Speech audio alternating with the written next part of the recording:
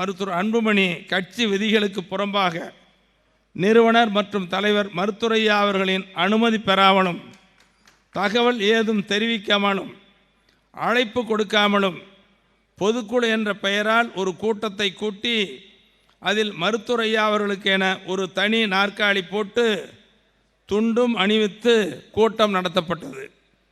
இதை பார்த்த இந்த செய்தியை அறிந்த பாட்டாளி மக்கள் கட்சியினரும் நடுநிலையாளர்களும் பொதுமக்களும் இப்படியா ஐயா அவர்களை அவமானப்படுத்துவது? இதற்கு காலியாக போடப்பட்டுள்ள நாற்காலியில் மருத்துரையா அவர்கள் படம் வைத்து அதற்கு மாலை அணிவித்து ஊதுபத்தி கற்பூரம் கொளுத்தியது போன்ற செயல் என்றும் இது மன்னிக்க முடியாத குற்ற நடவடிக்கை என்றும் இது மருத்துரையா அவர்களுக்கே இப்படியா என்று மிகுந்த வேதனையோடு பொதுமக்கள் பேசும்படி நடந்து கொண்டது. 13 பாட்டாளி மக்கள் கட்சி தலைமை அலுவலகம் சென்னை 18 தேனாம்பேட்டை 63 நாட்டுமுத்தநாயகர் தெருவில் செயல்பட்டு வந்தது.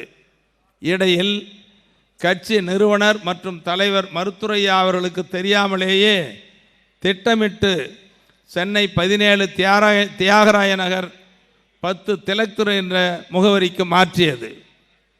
14 மருத்துரையா அவர்களால் 30/5/2025க்கு பின்னர் பாட்டாளி மக்கள் கட்சியின் பொறுப்பாளர்கள் நியமனம் செய்யப்பட்ட அனைத்து நியமனங்களும் செல்லும், நீட்டிக்கும்.